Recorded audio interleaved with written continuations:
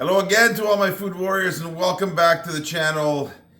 This is our 50th episode here on Cooking with Coach Joe, and so it is absolutely fitting that this be our holiday episode. This is Christmas Day and we are cooking in real time. So today we're going to be cooking our Christmas dinner together, completely in real time. What we are making today is a beautiful Italian classic porchetta.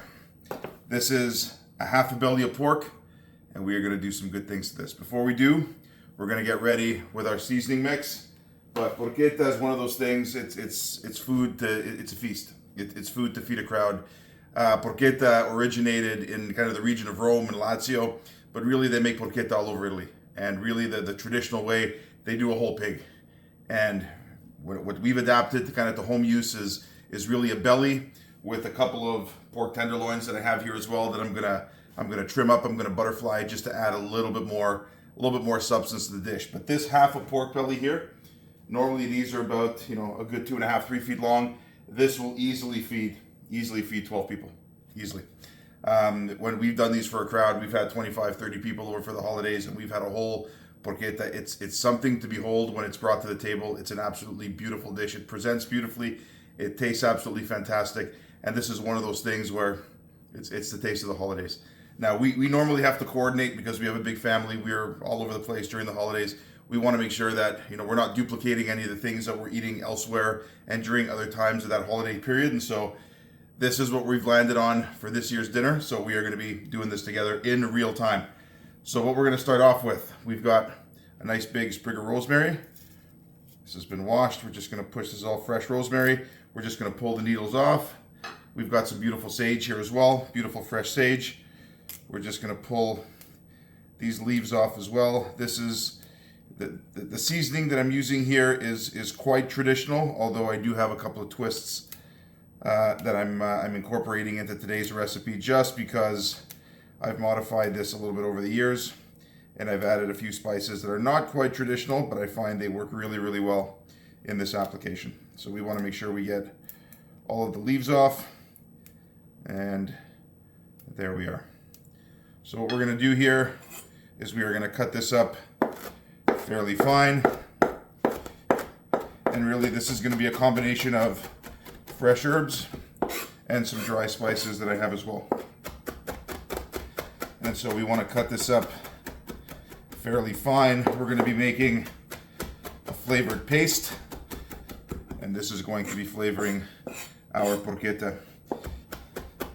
Our pork belly has the skin on, and really that's what you want. That skin will get beautifully crispy in the oven. So we're gonna have beautifully tender meat. We're gonna render out that fat, and we want a beautiful, crispy, lacquered skin on the outside. That's what makes porchetta such a fantastic dish. There we are. I want to make sure we cut this up fine. Now to this we're going to add, move this off to the side, a couple of cloves of garlic. I've got some big ones, some small ones here. This is the equivalent of I'd say about 5 cloves of garlic, and this is again for a half a pork belly, which is quite a large cut of meat. So we want to make sure we crush these a little bit. There we are. And now we're just going to cut this up fine as well. And we're going to cut this into our herbs and run our knife through that as well. There we are. So we do want to cut this up fairly fine. As this cooks, the garlic will certainly mellow out. It'll get soft, it'll get sweet, just roasted and caramelized in the oven. There we are. And our last one. All right. So we will get this all together, and again we will run our knife through this whole mixture. We don't want any large chunks of anything in our porchetta, but we do want to extract the maximum amount of flavor as we can from each of these ingredients that are going to be going into our paste. There we are. So this is chopped up beautifully fine. We will take our bowl here. We'll get all of this right into our bowl.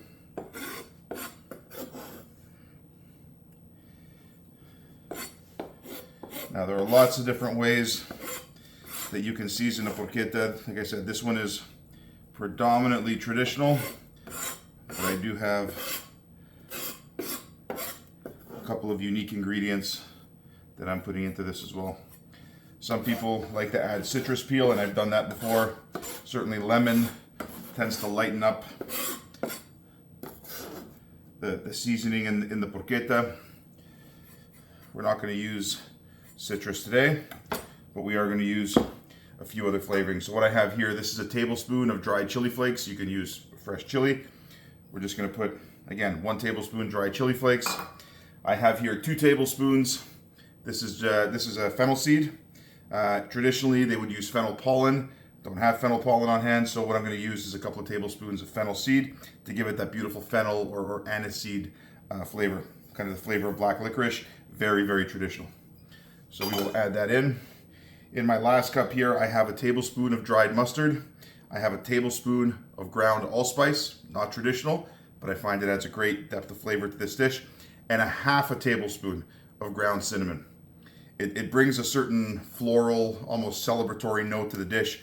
Again, not traditional, but I think back during the occupation of Italy, there were some Arab influences, certainly in the south of Italy, and that's the inspiration that I'm drawing on here. So I'm going to add all of this into my bowl. I'm going to add a fairly aggressive couple of pinches here of freshly cracked black pepper. Remember, it's a big cut of meat, so we're going to season fairly aggressively here. And we're going to go with a couple of pinches of kosher salt here as well. And all I'm going to add to this is just, I'd say, a good 5 or 6 tablespoons of extra virgin olive oil. What I want to do is combine this into a paste. And this is what's going to season my meat.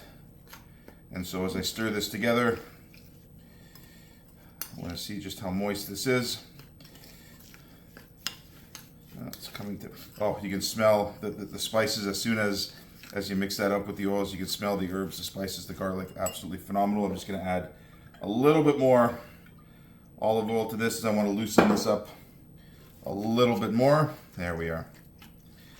There we are. Aha. This absolutely smells of the holidays. There we are. So we've got our paste together. We want to make sure we mix this up so that it's well incorporated. And we're just going to leave this off to the side. Now, what we're going to do in preparation for our meat here, we've got, again, this is a half a pork belly. Oh, there we are. It's got the skin on, as you see. So what we're going to do is we're going to start by giving this a little perforation on the skin side. So what I have here is a meat tenderizer. As you push the guard up, it's got these stainless steel tines that really can perforate the skin. And what I want to do is make as many holes as possible in the skin, because pork belly is a fairly fatty cut of meat, and we want somewhere for the fat to go. And so we want the fat to be able to leach out through the skin, and that will make a much leaner product, but it will, as it leaches out of the belly, it will leave the meat very, very succulent. But we want to make sure we're not eating a big hunk of fat. So we want to have the fat have somewhere to go. And so we want to perforate the skin here as much as we can. If you don't have a meat tenderizer, just take a sharp knife and you can poke this as many times as you can, and that will really make a big difference in terms of the final product.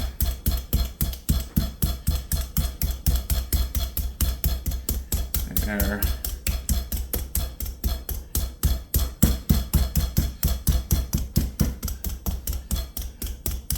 There we are.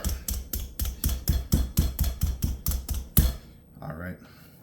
So I can see all the little perforations. Absolutely perfect. I'm just going to put this off to the side.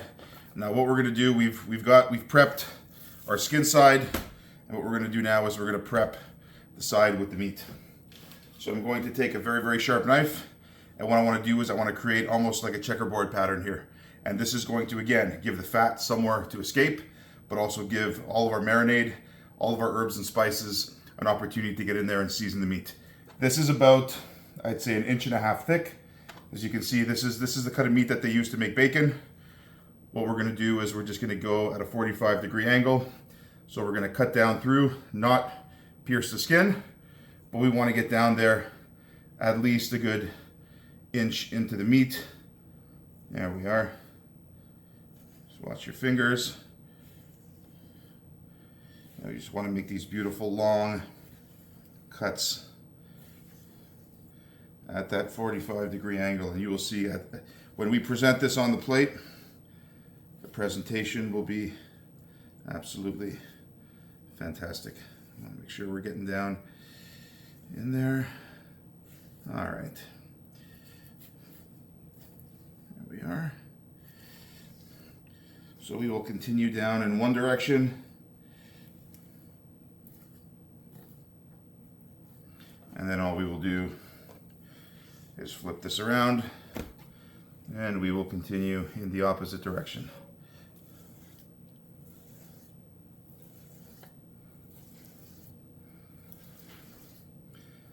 There we are. Yes, it's a little bit of work in terms of preparation, but I can tell you in the end product, you will definitely be rewarded. There we are.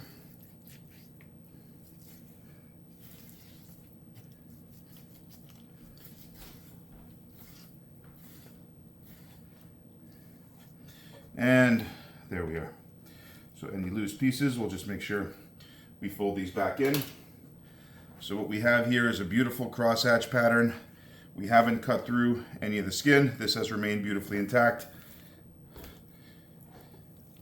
But what we have here are these beautiful little cubes of meat that are all attached right down by the base of the skin. So we will simply take this and put it off to the side. Our belly is now prepped. And what we're gonna do is we are gonna get our 2 tenderloins on our board here. Now, what we're gonna do with these 2 tenderloins, you see they've got this layer of sinew here. There's no amount of cooking that's gonna soften or tenderize those, so we wanna make sure we take those off. So we just get a very, very sharp, flexible blade, thin blade, get right underneath that sinew, and we just trim that right off. There we are. We are. Again, it's a little bit of work up front, but I can tell you this is the kind of work that you will be rewarded for in the end product. So we have a little bit of fat here as well. We will just trim that off. We want to leave all the meat behind, but we want to make sure that we take off that silver skin or that sinew. So that's one of them. And we'll go into our second one here. There we are.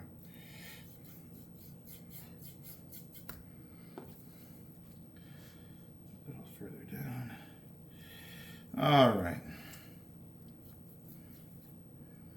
There we are. And this last little bit right here.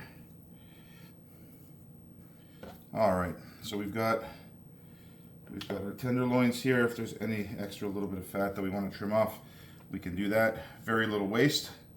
So we'll just take this and discard that. Now that we have our beautiful tenderloins, all we want to do is butterfly these. Now the reason why I'm doing this is in the event that the actual belly itself doesn't have a whole lot of meat, we want to make sure that we have enough meat in there to properly feed a crowd. And so what we're going to do is we're going to simply take our knife, we're going to hold our hand flat on top, and we're just going to cut this right down the middle. And all we want to do is just open this up like a book. And so we don't have to go all the way through in the first shot. We'll get our guiding line, and then we will open this up. There we are.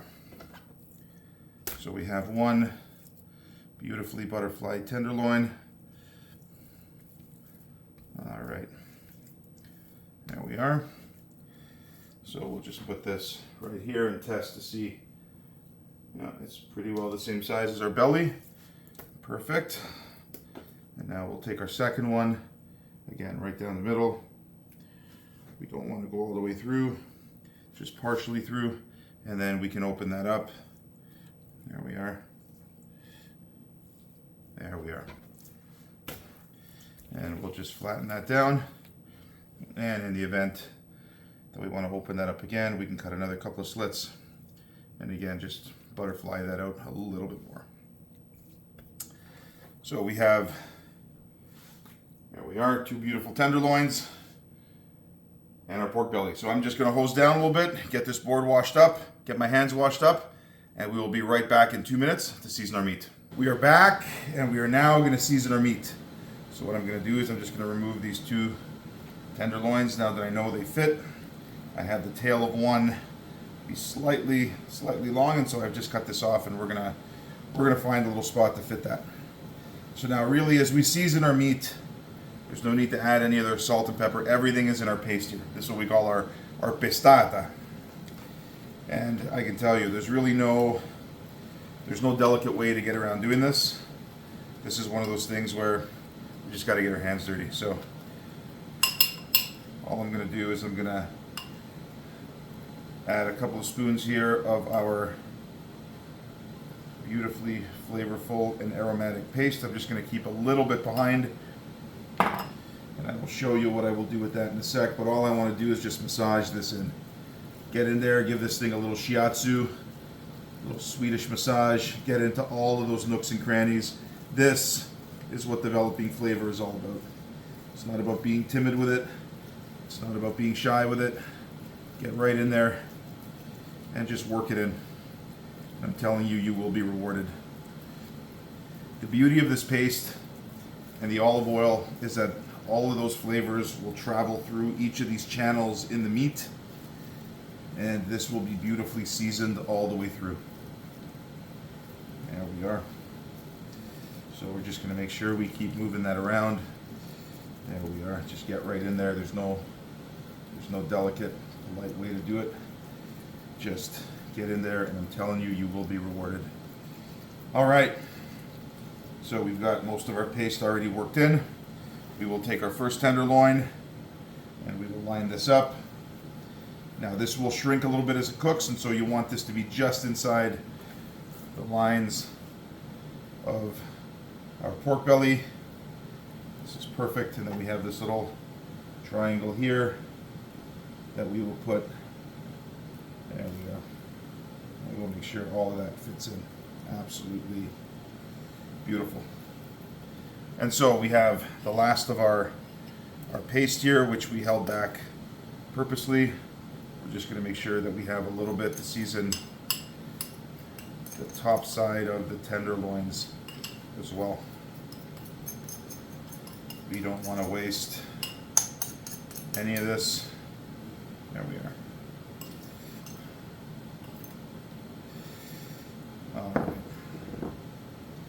So now what we're going to do again with our hands, we're just going to make sure that we can season all of this. We don't want to season it too aggressively, as we do have more of this paste on the underside of each of these tenderloins, and these are a relatively delicate cut of meat. There we are. Now all I'm going to do, first of all, I'm going to wash my hands very, very well, but then what I'm going to do is I'm going to take our pork belly and I'm just going to roll this up. So I'm going to roll it up into one big log. I'm going to tie it up with about 5 or 6 pieces of butcher's twine, and then we are going to get our pan ready to send this thing right in the oven. I've got my oven preheating at 375 degrees, so I will see you in about 5 minutes once I have this puppy all rolled up. And we are back. Look at this beauty. Look at this beauty. All I did, 5 pieces of butcher's twine, just tied it up. You don't have to worry about the butcher's knot or any of that. If it's too complicated, don't worry about it. 6 pieces of twine. All we want to do is keep this held together. Now, all I'm going to do now to make sure that we have nice crispy skin, I'm going to take a little bit of olive oil and just give that just a little rub, a little massage on the skin. And then what I'm going to do to the skin is just add a little bit of kosher salt, just to make sure that we dry it out and that it gets beautifully crispy. And so I'm just going to season this from a bit of a height. And here we are. Rotate this over a little bit. Make sure we get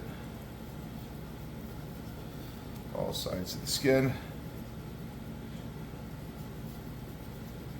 There we are. And that's it.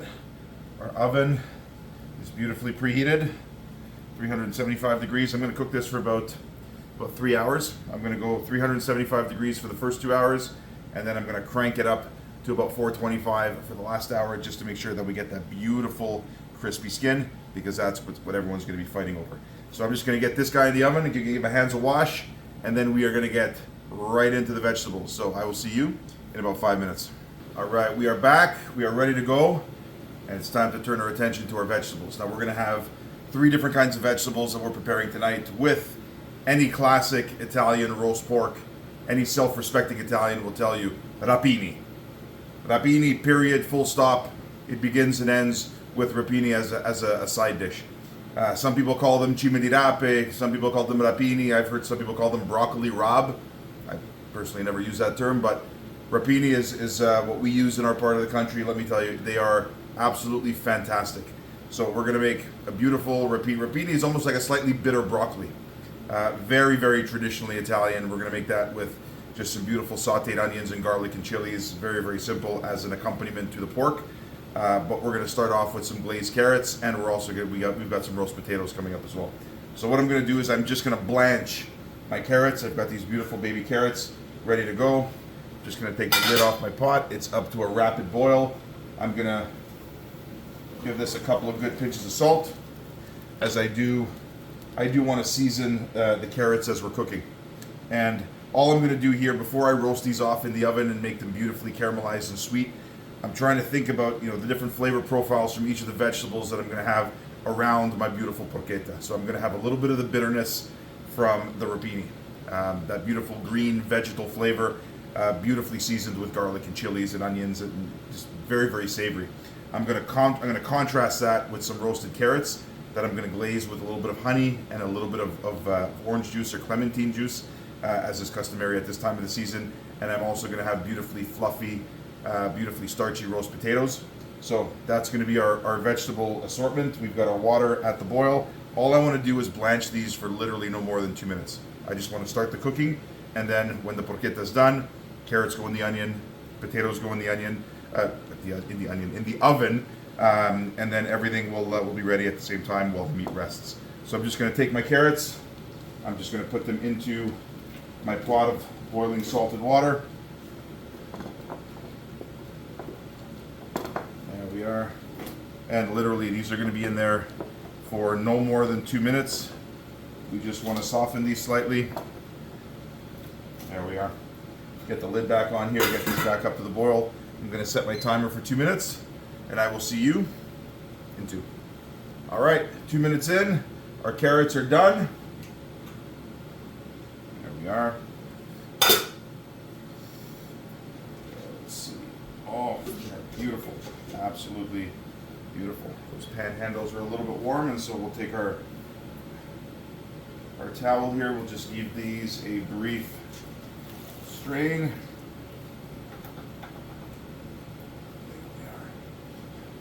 And all we're going to do now is we're just going to put these directly in our casserole dish, and we will let these steam dry. And then when we're ready to go, we will get these beautifully flavored and ready to go. So we'll just let these cool down. There we are. And now on to our rapini. All we're going to do with these have been washed. All we're going to do is we're just going to take the very, very ends off these, just in the event that they're a little bit dry. I literally just bought these yesterday, so they should be beautifully, beautifully tender. Any of these thick stems that you see here at the bottom, all I'm going to do is take my knife and just split this in half. That's all you need to do. And all we're going to do with these as well is we're going to give these a very, very quick blanch, no more than 2 minutes. And so I've got two beautiful bunches of rapini here. I'm just going to cut off the ends, throw these off to the side. There we are. And any of these thick stems, I'm just going to cut right down the middle, just to make sure that these are tender when we cook them as well. There we are. And the rest of these looks like they can stay as they are.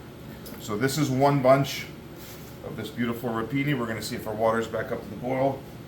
It's just about there.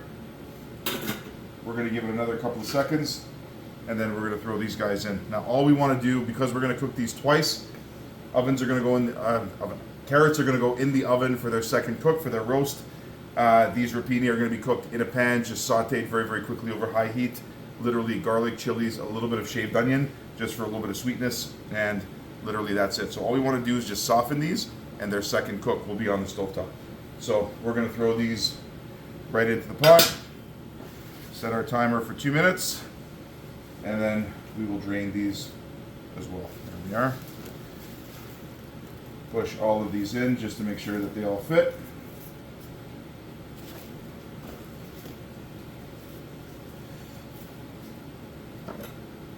There we are. There we are. So we will give these literally 2 minutes. I will see you in 2.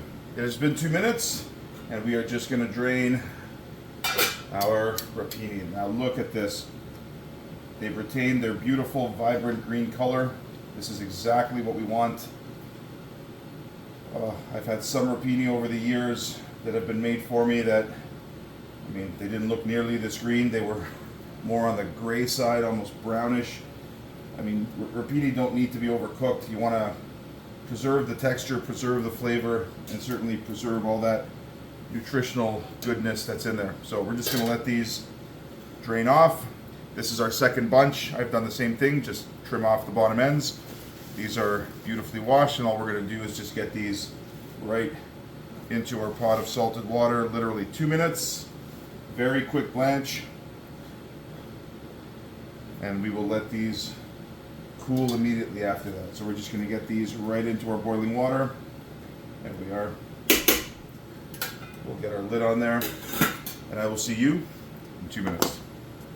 All right, it's been 2 minutes. We are going to drain our second batch of rapini here.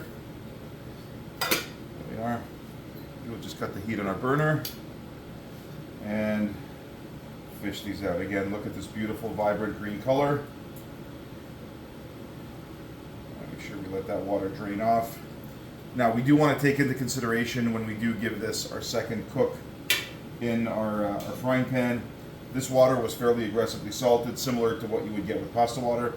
And so the greens have picked up, as have the carrots, a little bit of the salt from the cooking liquid that they were blanched in. And so we want to take that into consideration when we are seasoning our vegetables during their second cook.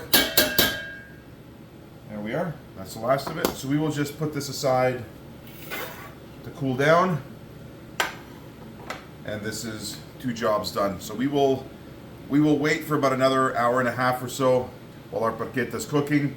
Once that porchetta is nearing completion, we will start to get our potatoes going. But right now we have a little bit of time where we can just relax, spend a little bit of time with the family, and I will see you in about an hour and a half's time. We are back. Our porchetta is about 10 minutes away from being perfectly cooked, and so we're just going to get the rest of our veggies underway. So the beauty of this recipe is because our roast is in the oven for as long as it is, it gives us loads of time to either have a rest, deal with our guests, spend some time with family, do some other things. We don't need to be here, at the stove dealing with it all. And so what we've got here, we've got our beautiful carrots, which have now cooled. And what we're going to do with these carrots is we're just going to throw in a few flavorings, and we're going to get them ready so that when our porchetta comes out, our vegetables go into the oven. And we're going to have our carrots be ready to go. We're going to have our potatoes be ready to go. What I have here is a couple of fingers of ginger. All I'm going to do with this is I'm just going to cut this right down the middle. We're not going to eat this. We're just going to use this to flavor our carrots. So literally this is, just a couple of fingers of ginger that we're going to cut right down the middle and throw this in there. Maybe we'll get a couple of these here as well. I haven't peeled this. All I want is just a little bit of that heat, a little bit of that citrus characteristic to come out and flavor our carrots. There we are. That's the last of it. So we've got that in there. I've got a little bit of butter that's been melting here on my stove. And this is about, I'd say, maybe 3/4 of a cup of melted butter. This is unsalted butter, and all I'm going to do is I'm just going to dress my carrots with that. And this is going to be the fat that I'm using to roast my vegetables. There we are. Now, in addition to that, I've got 4 tangerines here. Tangerines, clementines, call them what you want. These are kind of small, so I'm using 4 of them.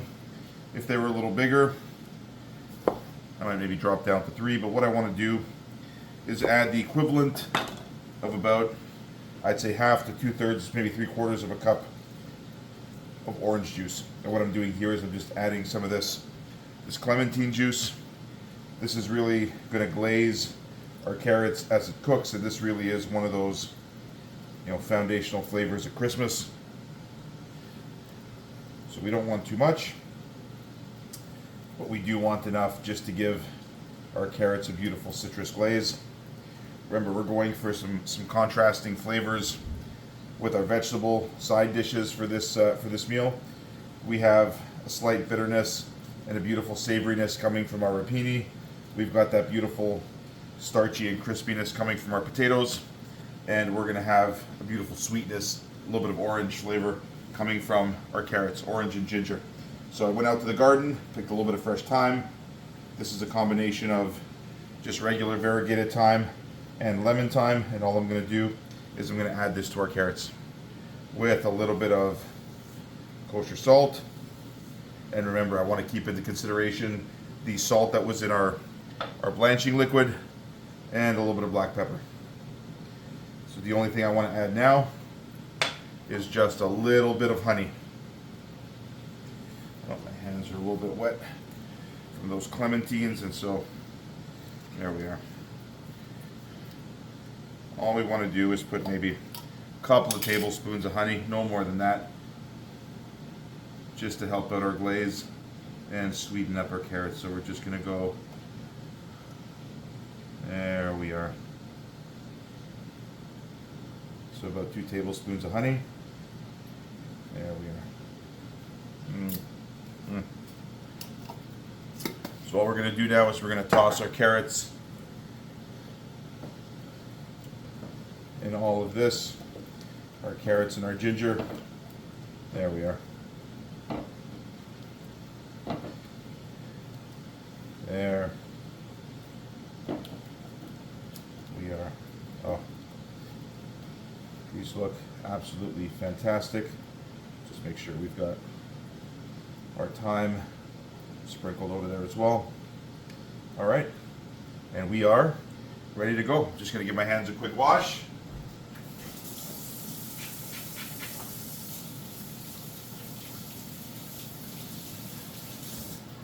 All right, so our carrots are ready to go, and now we are going to start with our potatoes. So what I've got here, this is a good, I'd say, 4.5 pounds of Yukon Gold potatoes. This is a yellow flesh potato, and all we're going to do with this is just cut them into some fairly large pieces. We don't want anything too small, but we do want a lot of surface area here on our potato to get that beautifully crisp exterior. And so what we'll do is we'll just give these, maybe we'll cut these potatoes in maybe 4 or 5 pieces each. There we are.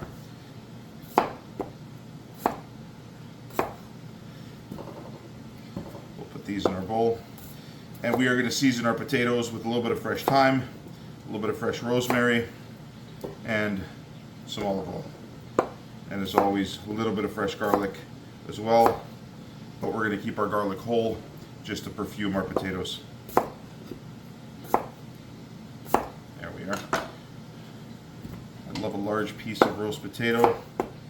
We want to make sure that these are all in and around even size, so they cook in and around the same time. But we've got lots of surface area to crispen up on the outside. There we are.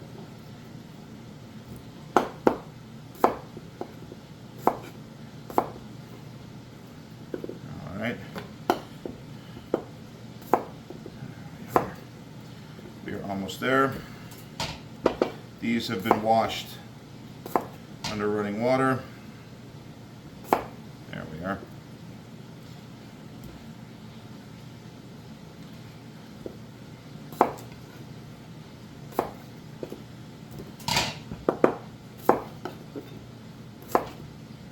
There we are.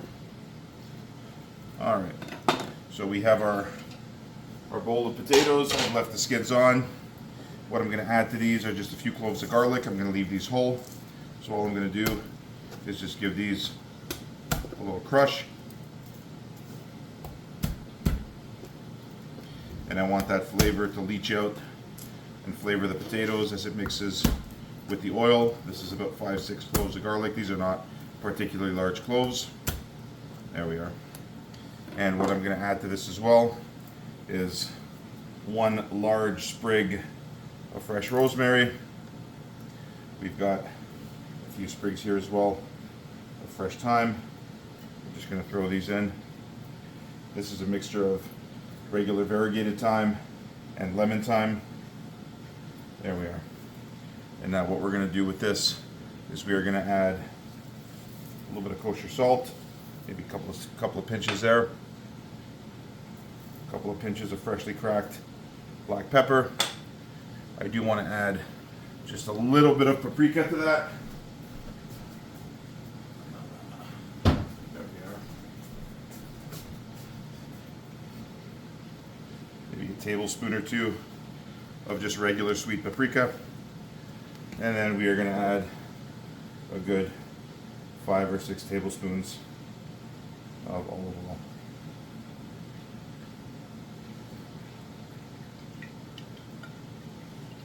There we are. And all we're going to do here is just give these a little toss in the bowl to make sure that all of the seasoning is ready to go. And we have everything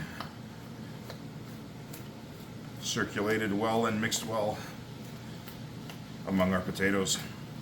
All right. So our potatoes are pretty well ready to go. We'll just leave these off to the side with our carrots. I'm going to have a quick check at our porchetta, and I will see you in about 2 minutes. All right, you caught me. Porchetta has just been taken out of the oven. We are ready to throw our vegetables in. This is just that little bit of beautifully crystallized meat on the outside that I just kind of ripped off. This is the benefit for the chef here.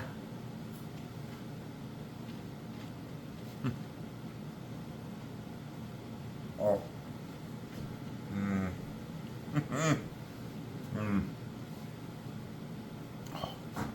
just gonna let that rest. The whole house just smells of just roasted meat with all those spices. Absolutely phenomenal. So our carrots are ready to go in. We've got our potatoes here as well. We're just gonna get these in one single layer onto our sheet pan. There we are. Get all of these out. And we want to make sure that we get all of that seasoning. There we are.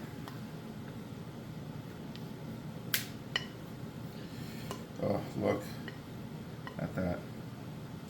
Just the smell of these is absolutely phenomenal. Now this is one of those recipes, not a lot of stress to this recipe. I mean, while the meat is cooking, there's lots of time to get other things done. And so this is one of those recipes that's great to feed a crowd. You get a ton of finished product, which is great to feed a crowd, but also it's not something that requires you to be really on for, even though it cooks for 3 hours, you don't have to be here babysitting it for 3 hours. You got lots of time to do other things as long as you're around in the event that it needs you. But there we are, absolutely Beautiful. So we've got our potatoes, our spices, our garlic, our herbs. Fantastic. There we are. So we are just going to throw this into the oven. We're going to put the potatoes on our top rack. We're going to put our carrots middle of the oven. These are going to go at about 425, 450 degrees for about 30 minutes while our meat rests. So I'm just going to throw these right in the oven, and then we're going to get started right with our rapini. So give me one sec.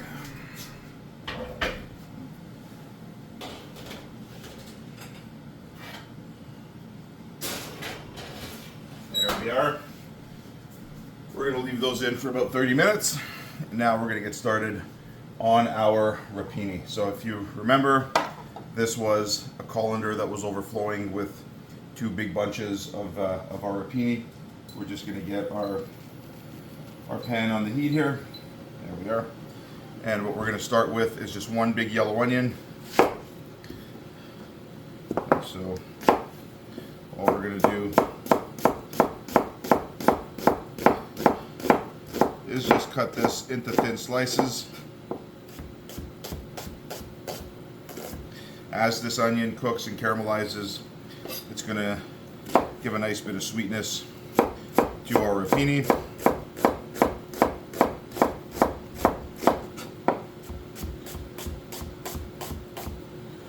And there we are. Now to our onion, we've got a couple of cloves of garlic, which we are just going to crush. And then we've got our friend Mr. Chili Pepper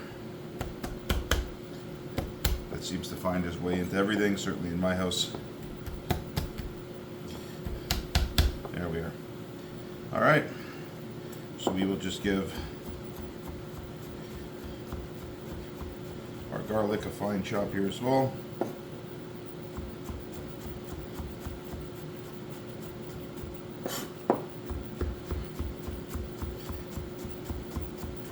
There we are. And then we will get our chili ready to go here. Now I'm going to put seeds in all. This is a fair bit of rapini, and rapini is one of those things where it's got such an affinity for roast pork. Whether we're talking about, in this case, it's just a big pork roast, or it could be something like beautiful grilled sausage. But I'm telling you, the affinity that rapini has for pork is absolutely spectacular. So we're just going to give this about 4 or 5 tablespoons of olive oil, and we will get our onions in there. There we go. Our onions, our garlic, our chili pepper. And all we want to do is sweat this down over a medium heat. So I'm just going to, there we are. Just going to turn the heat down a little bit. Spread these around. And all we're going to do here is just a pinch of salt and a pinch of freshly cracked black pepper. That's it. We will just give this a stir. Again, we don't want to get a whole lot of color on this. We want our onions to be beautifully translucent. We want them to sweat down and to let some of those juices and their sugars start to come out so that they add a good bit of sweetness to this dish. Now, our rapini. We will get this guy right out of our colander. It's cooled by now, so really it's no issue to grab it with your hands. Now, keep in mind, these rapini stems can be, easily 6-7 inches long. And so what we want to do is just cut these up, just kind of break them up a little bit, maybe 4 slices. That's about it. We want something that will fit on the fork, but we also want to just make sure here, give this a quick taste test.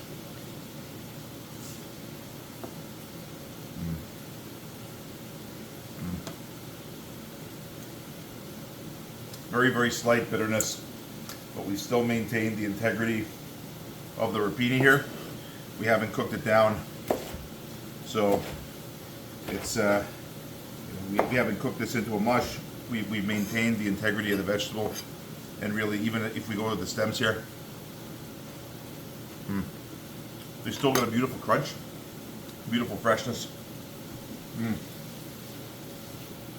and that's really what we want in our dish.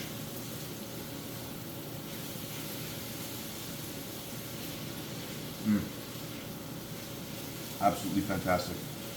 They've got that beautiful vegetal flavor of broccoli with just a very, very slight bitterness, but it's very, very pleasing on the palate.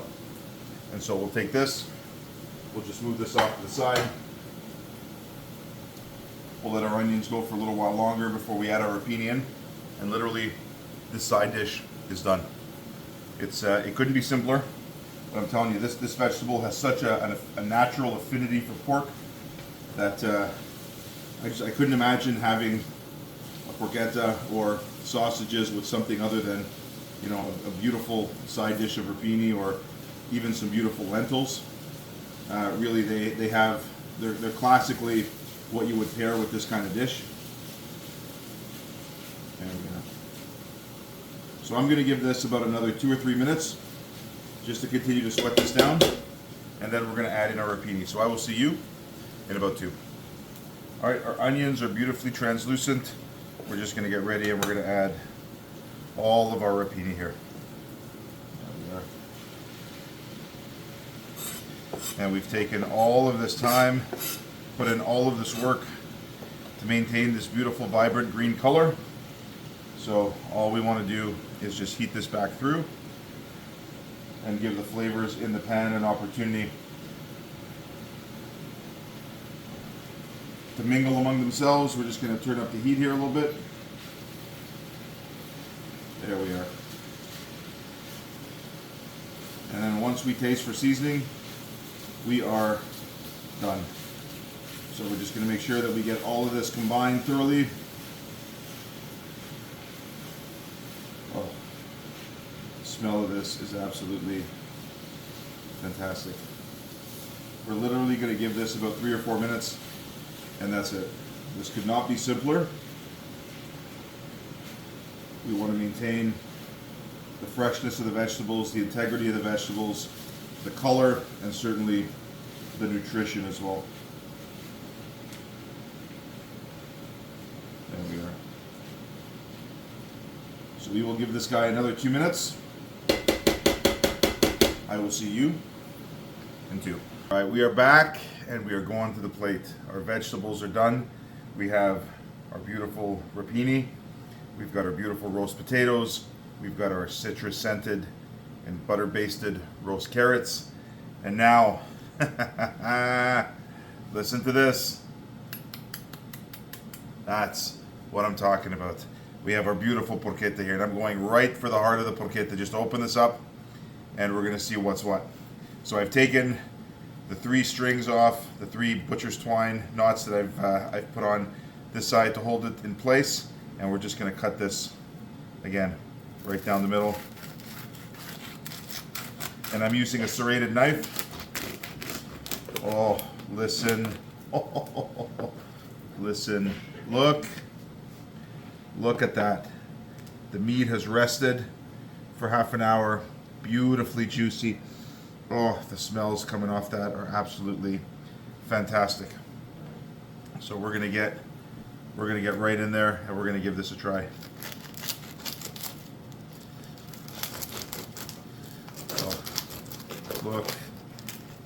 Look at that. Look at that. Absolutely fantastic. Oh, now this is what I'm talking about. This is what I'm talking about. Oh, we are just gonna, I've got to try some of this skin. I've got to try some of this skin. Just, oh, beautifully crunchy, beautifully crispy. This is what I'm talking about. Love this. We're gonna get right in there. Now just look at how beautiful this is. All of the seasoning, that beautiful paste. We see the pattern We've got our pork tenderloin here in the middle, and we're just going to go right here on the outside. The fat has rendered out beautifully. Now, a word of advice, we just want to be careful when we are moving that sheet pan with the porchetta on it, because there is a fair bit of fat that does come out of that, so we want to be careful when we are moving that around so we don't spill that and we don't accidentally scald ourselves. Look at this.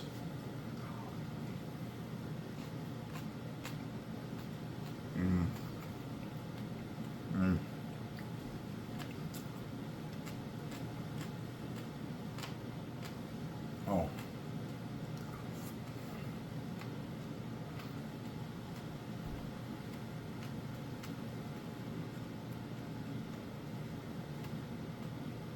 Shut the front door, the back door, the side door, the windows, the garage. Shut the door of the shed. Shut it all. Fantastic. Beautiful roast potato.